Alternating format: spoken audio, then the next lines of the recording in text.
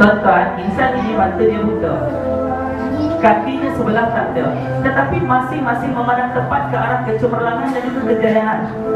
Tengok tuan-tuan, dengan berenangnya, kaki dia tak ada, tangan dia tak ada tuan-tuan, tapi mampu untuk berenang. Sebab apa? Menghargai ibu, menghargai ayah. Tapi kebanyakan anak pelajar kadang-kadang tak menghargai kita tuan-tuan. Kadang-kadang tak pernah rasa dia rindukan kita, tak pernah rasa dia sayangkan kita. Sebab apa tuan-tuan? Kemungkinan dalam rumah tangga itu kita tak pupuk dengan buah silaturahim dan juga kasih sayang kepada mereka. Tengok tuan-tuan, seronoknya bila anak kita berjaya. Tengok tuan-tuan, kaki tak ada tapi dapat buat yang terbaik. Betapa seronoknya insan ini. Cuba kita tengok, kaki dia tak ada tuan-tuan, digunakan tangan untuk mengejar impian dan juga kejayaan. Tengok tuan-tuan, Tapi gambar aku tak ada faedah. ini buta.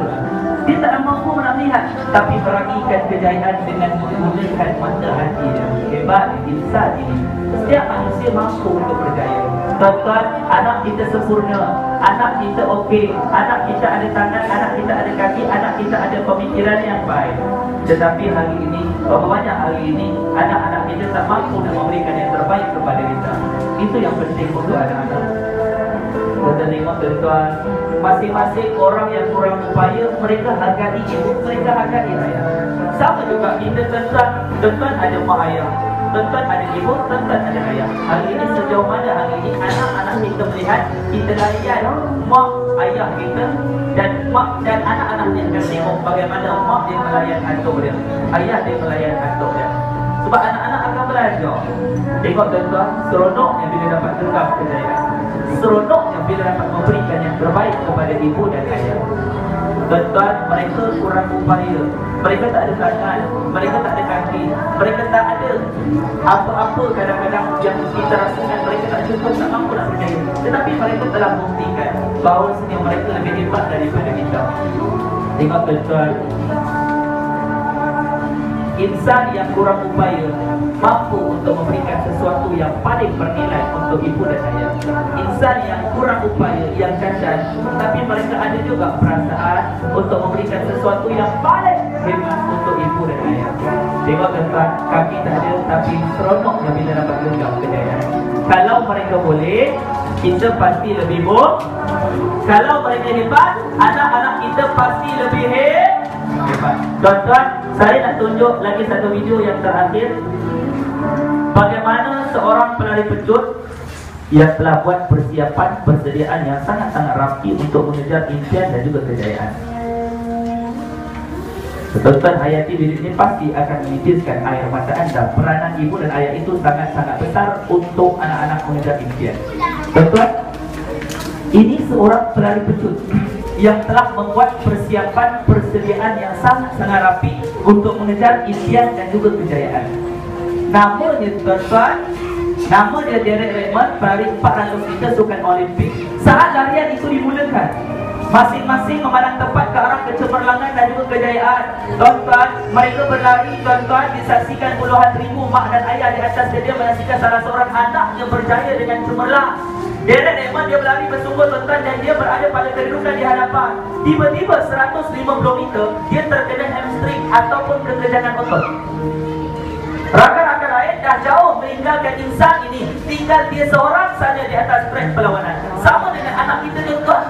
Jangan rasa anak kita duduk kelas terakhir tapi anak kita tak boleh berjaya. Tidak. Tetapi adalah sokongan daripada mak dan ayah itu sangat-sangat besar. Tuan-tuan tengok tuan-tuan, dia seorang saya tinggal di atas trek perlawanan. Walau dia teruskan larian, dia memang confirm kalah dah, tapi dia tak nak keluar. Sebab dia tahu amanah, sebab dia tahu nak berikan sesuatu pada mak dan ayah. Dia tidak give up. Tuan-tuan, yang membanggakan dia tuan-tuan, anak insan ini dia bangun, dia bangkit dan dia lari dalam keadaan terencut-encut. Walaupun dia tahu dia kalah, walaupun dia tahu dia dapat nombor yang terakhir, walaupun rakan-rakan lain dah jauh meninggalkan insan ini, dia lari memang dia confirm dapat nombor terakhir tuan-tuan. Tetapi ramai orang menghadap, tak payah lari dah Derek Redmond, kau dah kalah dah, tak payah lari dah. tetapi dia fikirkan tentang ibu. Datang seorang pakai baju putih, bukan nak tarik dia keluar, tapi pimpin bersama-sama sampai garisan penamat. Mereka berpelukan.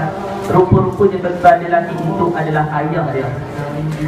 Seorang ayah membantu seorang anak untuk melihat impian dan kegembiraan.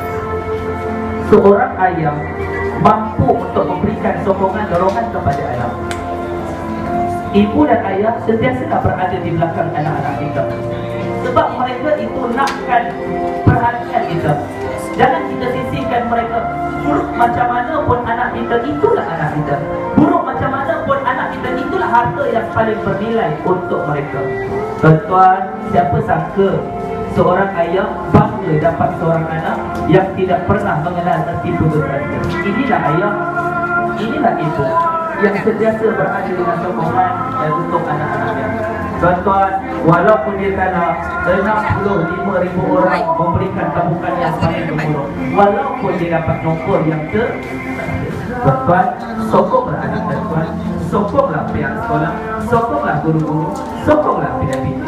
Itulah, kadang-kadang anak kita lebih terdidik bukan dengan hasil tangan kita, tapi kadang anak-anak kita lebih berilmu, lebih terdidik hasil daripada tangan orang lain. Itulah guru sebenarnya tuan-tuan. Baik tuan-tuan, sebagai terakhir kita pada hari ini tuan-tuan, kita nak elakkan masalah-masalah yang begini kepada anak-anak remaja. Sebab apa? Bila ibu bapa tidak memainkan peranan, bila anak-anak tidak terasa dirinya dicabar, hari ini kadang-kadang mereka merasakan kejayaan itu tak penting.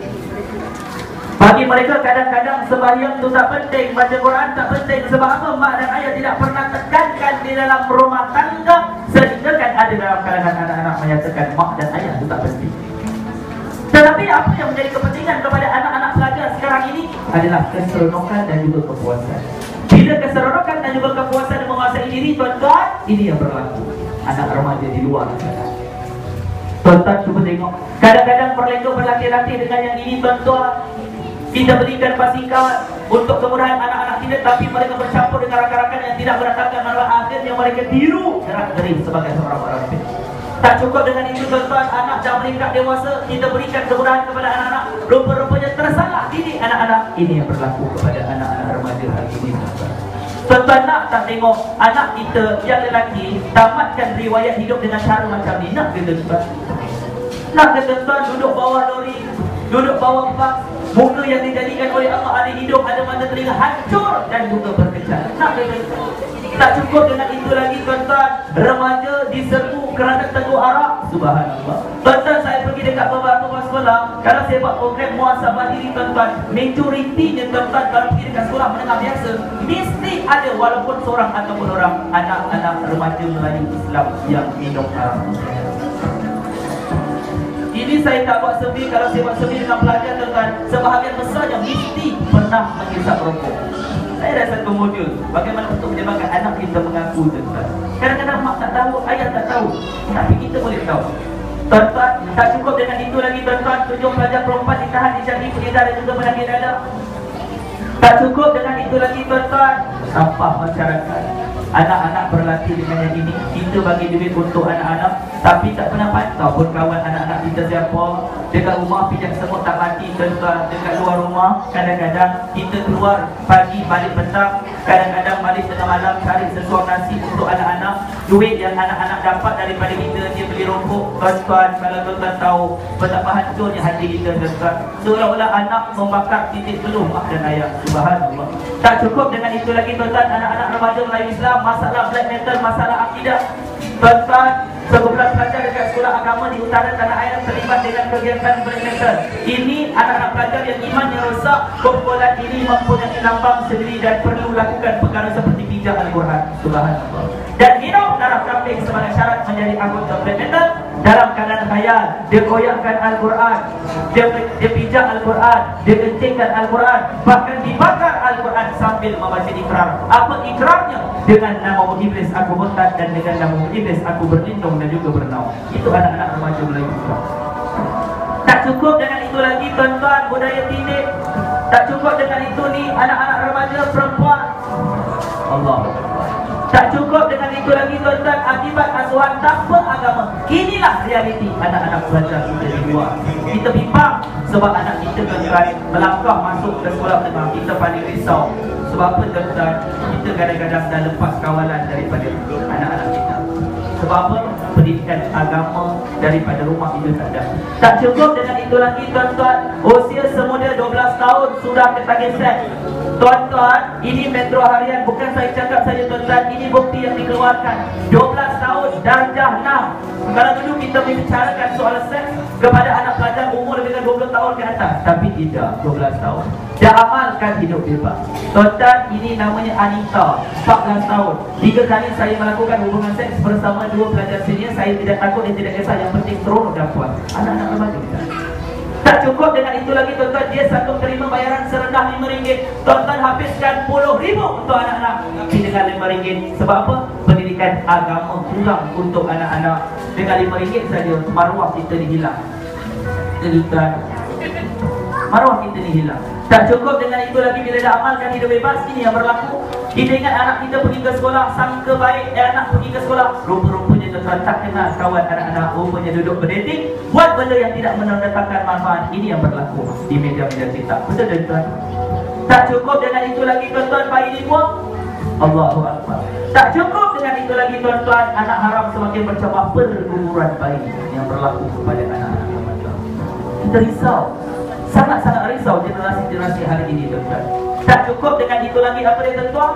Bayi dibuang di dalam angkut, bayi dibakar, bayi dibuang dalam hutan, bayi dicampak ke dalam longkang. Tuan-tuan, sebelum kedatangan Nabi Muhammad SAW, jahiliyah, zaman jahiliyah, bayi perempuan dibunuh, ditanam hidup-hidup. Betul? Sekarang bayi perempuan ke bayi lelaki yang dibuang? Dua-dua tuan-tuan. Siapa lebih jahil daripada zaman jahiliyah? Zaman kita sebenarnya tuan-tuan. Tak cukup dengan itu lagi tuan-tuan, bayi dibuang dalam sampah. Allahu Akbar. Sebab itu tuan-tuan, anak kita adalah perlu fikirkan mereka 5 dan 10 tahun apa yang berlaku kepada diri anak kita. Tuan-tuan, mulakan langkah daripada sekarang. Tanamkan satu azam, anak kita masuk sekolah menengah nanti tuan-tuan, kalau boleh hantar dia sekolah agama. Pergi hantar sekolah agama, sekolah yang boleh mengajar anak-anak kita lebih kepada agama. Kadang-kadang tak sempat dekat rumah nak ajar berkaitan dengan fardu ain pada sembahyang. Dekat sekolah agama lah yang akan mendidik anak-anak kita. Mudah-mudahan tuan-tuan, anak-anak kita ini terdidik dalam suasana yang harmoni, dalam suasana Islam. InsyaAllah anak-anak kita akan menjadi sebagai pewaris kita. Ada 3 perkara yang hari ini pahalanya akan berpanjangan, kata Nabi. Yang pertama sekali, sedekah jariah. Yang kedua apa dia tuan-tuan? Ilmu yang bermanfaat. Yang ketiga apa dia? Doa daripada anak yang soleh. Jadikan anak kita anak yang soleh. Baik tuan-tuan, ibu-ibu, bapa-bapa rahimallahu taala yang saya hormati sekalian, saya merakamkan ribuan terima kasih kepada ibu-ibu, bapa-bapa yang hadir pada pagi ini. Mudah-mudahan keberkatan Allah datang daripada para penganjur dan Allah Ta'ala merahmati kepada semua yang hadir pada hari ini. InsyaAllah saya doakan tuan-tuan yang hadir pada hari ini, anak tuan-tuan menjadi anak yang soleh, anak yang solehah. Mudah-mudahan tuan-tuan, insyaAllah didik anak-anak kita. Mudah-mudahan sekolah kita yang akan hebat. Supportlah sekolah kita tuan-tuan. Ada mesyuarat, ada perlibatan ibu apa, tolonglah bantu sekolah kita demi untuk kecemerlangan anak-anak kita. Mudah-mudahan saya doakan sekali lagi kepada seluruhnya, sekolah ini akan berjaya dengan cemerlang insyaAllah. Saya berakamkan terima kasih kepada saya pengajar, kepada tuan guru besarnya, kepada semua sekali yang terlibat untuk menjadikan program kita pada hari ini. InsyaAllah kita jumpa di puncak kejayaan. Wabillahi taufiq wal hidayah. Wassalamualaikum warahmatullahi wabarakatuh.